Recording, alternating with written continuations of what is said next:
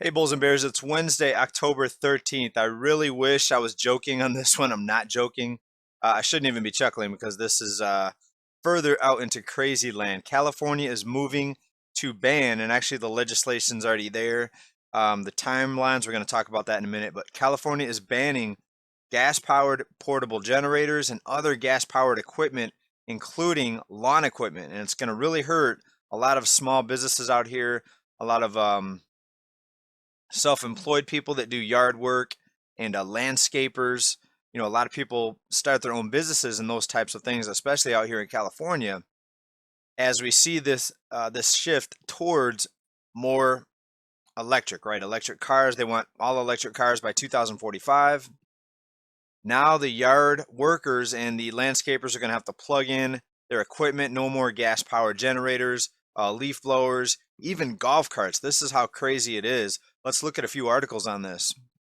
Widely reported breaking news. This is Los Angeles Times. California moves towards ban on gas lawnmowers and leaf blowers.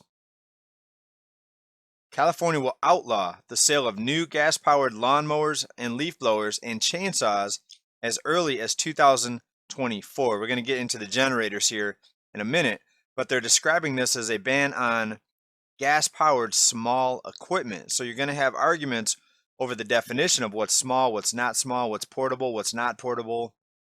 For example, a portable generator, if you bolt it down to a cement slab, is it then not portable? So you're going to see arguments like that and people trying to get around the law. This is a big mess.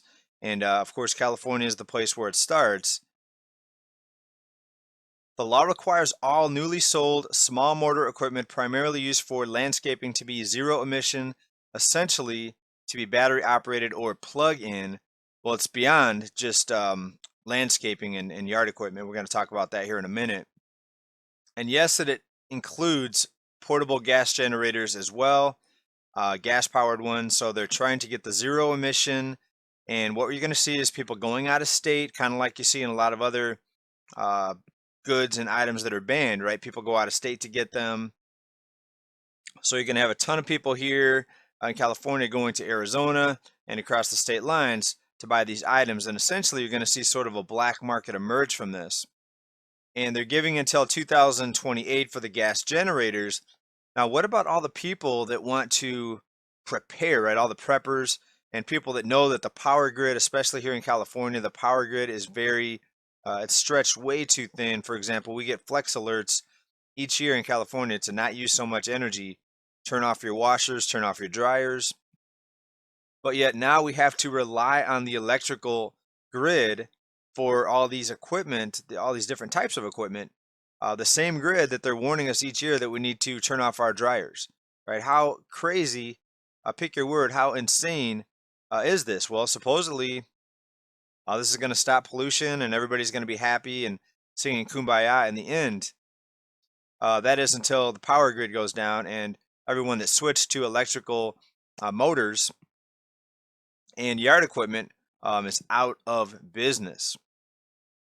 Chainsaws, weed trimmers, golf carts, all of which create smog causing pollution in California, are also the targets of the new law.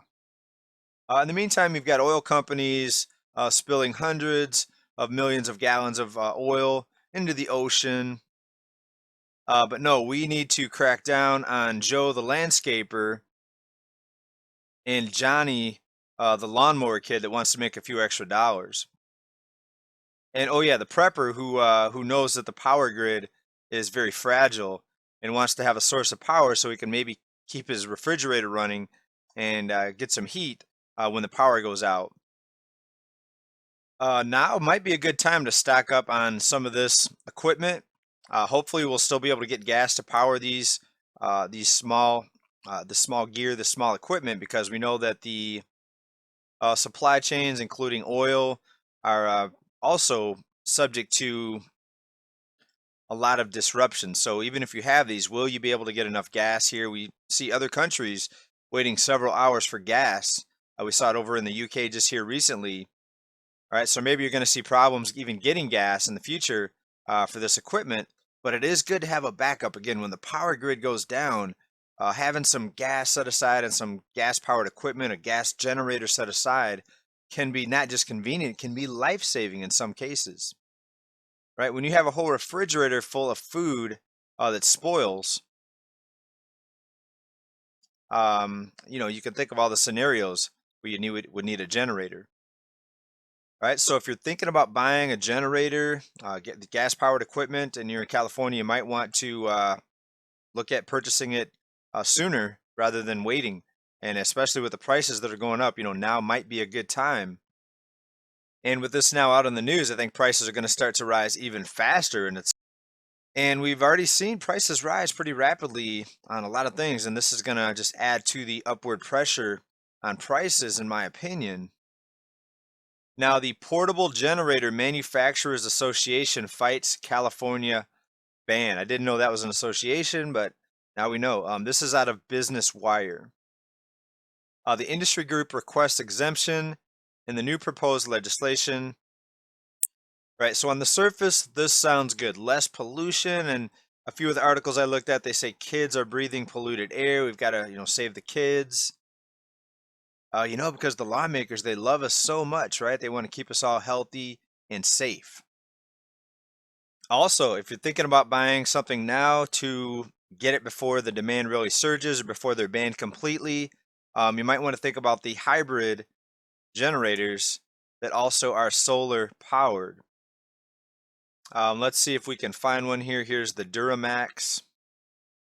The Duramax, not the one I was looking for. Let's check this one out right here. The Ultimate Hybrid Power Generator System, dual source fuel option. I haven't gotten one of these yet. I've got one that runs on gas, but this might be a good idea. Make sure you get the solar panels to go with it. All right, Bulls and Bears, so what do we think about this? Is this going to be another force for rising prices, and we're going to see a black market, people just going out of state to buy these items? Has California completely lost our mind here? Right, and what about the fragile electrical grid and the power outages that we see here in California? People are, in my opinion, are going to be less prepared without the option of these gas power generators, and landscapers and small businesses, as we talked about at the beginning, are going to feel a lot more pressure. And we know the energy prices are not decreasing, right? They're rising. So where's this going to lead us? And what about all these other polluters, all these other countries that are just throwing out massive amounts of pollution? Is cleaning up California in this way going to really help anything on the broader scale? And here's an article here out of Yahoo Finance that describes this pretty well. The new law is expected to affect nearly 50,000 small businesses. California's budget includes $30 million to help professional landscapers and gardeners quit using gas-powered equipment, but even then, the budget is still not capable of bearing the full financial burden. So what's it going to mean?